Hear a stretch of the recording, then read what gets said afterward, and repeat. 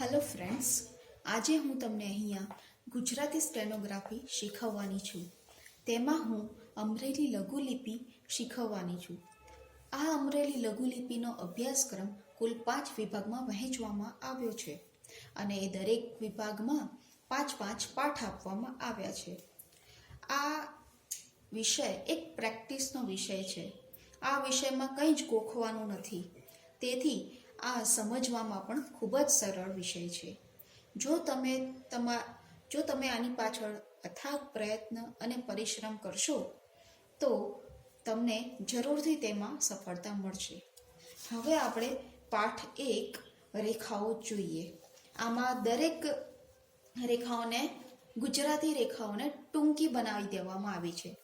જેમ કે આપણે જોઈએ ઉદાહરણો એના કે પ, વ, ક, ર, મ. આ 5 લેટર્સ કેવી રીતે આપણે લઘુલિપિમાં લખીએ એ જોવાનું છે. આ બધી જ રેખાઓ લીટીને અડીને લખવામાં આવે છે. જેમ કે પ ને આ રીતે લખવામાં આવે છે. આડી રેખા ઉપરથી નીચે લેવાની. ફરીથી જુઓ, આમાં પેન વચ્ચે ક્યાંય ઉપાડવાની નથી. જ્યારે પૂરું થાય પછી જ ઉપાડવાની. સ્ટાર્ટ કરો આ રીતે પ. હવે વ કેવી રીતે લખાય? તો વ છે એ ઊભી લીટી આ રીતે સીધી રેખા લખવામાં આવે છે. ઉપરથી નીચે પણ સ્ટ્રેટ લખવામાં આવે છે. એને આપણે વ કહીએ છીએ. હવે ક કેવી રીતે લખવામાં આવે છે? પ નું ઓપોઝિટ ક આ રીતે લખવામાં આવે છે. ક. Okay, I think you can see. હવે ર કેવી રીતે લખવામાં આવે છે? ર ને આ રીતે લખવામાં આવે છે. નીચેથી ઉપર જાય છે, પણ એ લીટીને અડીને લખવાની હોય છે.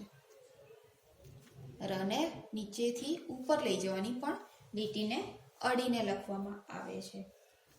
મ ને નીચે લાઈન ટુ લાઈન સીધી રેખા આ રીતે લખવામાં આવે છે, જેને મ કહીએ છીએ આપણે.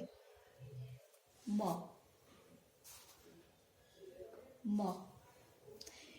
એટલે આ 5 રેખાઓ તમે સમજી ગયા હશો કે કેવી રીતે લખવી. ફરીથી આપણે જોઈએ પ કેવી રીતે લખવાની. તો પમાં ઉપરથી નીચે લીટી આવે છે.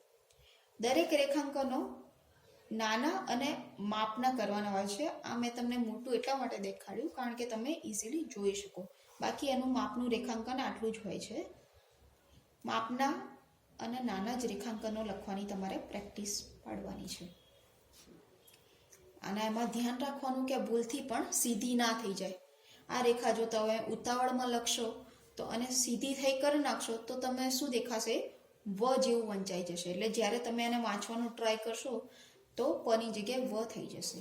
વ ને કેવી રીતે? ઇઝી છે. ઉપરથી નીચે સીધી રેખા. કને ઉપરથી નીચે આડી ક્રોસમાં. ર ને નીચેથી ઉપર આ રીતે કાટખૂણે. મને લીટીને અડીને આ રીતે સીધી રેખા લખવામાં આવે છે. હવે ફ કેવી રીતે લખવામાં આવે એ આપણે જોઈશું. તો ફ ને આ રીતે વળાંક કરીને આમ લખવામાં આવે છે. આને કડી રેખા કહેવામાં આવે છે. જેમાં આ રીતનો વળાંક કરવામાં આવે છે એને કડી રેખાઓ કહે છે. કડી રેખાઓ કઈ કઈ છે? તો ફ, હ, ખ, જ, ન. આ બધી અણ અને અણ, આ બધી કડી રેખાઓ છે. અને કેવી રીતે લખવી? તો ફ ને આ રીતે જેમ પ કરીએ છીએ એ જ રીતે ફ થાય છે, પણ પની આગળ આપણે એક કડી રેખા બનાવવાની છે, કડી જેવું બનાવવાનું છે. એટલે એને આપણે એ ફ બની જશે. આને ફ કહેવાય. આ રીતે માપની જ કડી કરવાની છે, નહીં નાની નહીં મોટી, માપની કડી. હ ને કેવી રીતે લખાય? હ ને પણ વની જેમ સીધી જ લખવાની, પણ આગળ ઉપરની સાઈડ કડી વર્તુળ કરી દેવાનું, કડી રેખા કરવાની છે. હ આ રીતે સીધી.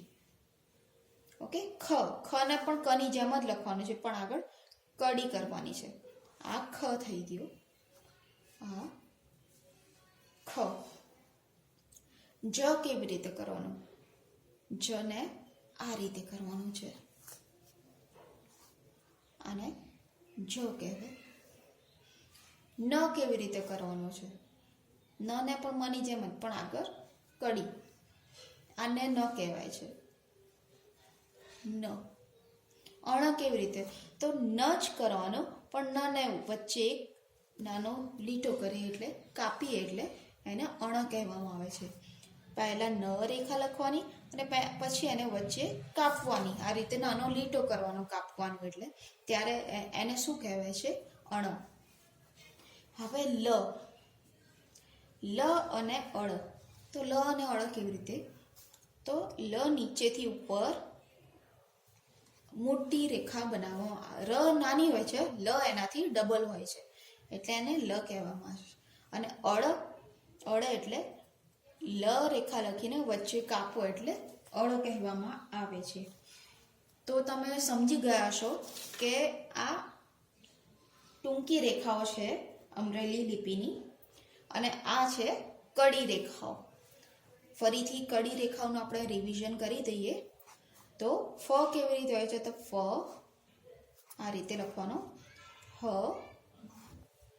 ખ, જ, ન, અણ, લ, અળ.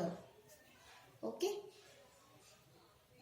તો હવે તમે સમજી ગયા હશો કે આ એક લાઈન મેં તમને શીખવી છે, જેમાં મેં તમને ઉપરથી નીચે અડીને લખાતી રેખાઓ છે આ બધી, એમાં સીધી અને કડી રેખાઓ તમને મેં શીખવાડી છે. હવે આનું તમારે રિવિઝન 25 વખત મિનિમમ કરવાનું છે. આ તમે એક લાઈનમાં તમે કેવી રીતે લખશો? તો આવી રીતે પહેલાં તો પેજના 2 ભાગ કરી દેવાના.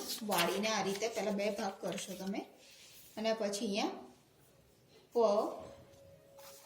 પછી તમે અહીંયા આ રીતે લખશો. પ, વ, ક, ર, મ, ફ, હ, ખ, જ, ન, અણ, લ અને અળ. આ રીતે તમારે પ્રેક્ટિસ કરવાની છે. તમે આ 25 વખત લખશો એટલે તમારો હાથ એમાં બેસી જશે. ઓકે. સો આ રીતે તમે પ્રેક્ટિસ કરજો. આ મારું ફર્સ્ટ લેક્ચર છે. આઈ હોપ સો કે તમને આ ખબર પડી હશે. અને જો તમને કંઈ બી ક્વેશ્ચન હોય આની અંદર તો તમે મને કમેન્ટ સેક્શનમાં લખી શકો છો અને પૂછી શકો છો. Okay. Thank you. And don't forget to like, share and subscribe the channel. Thank you.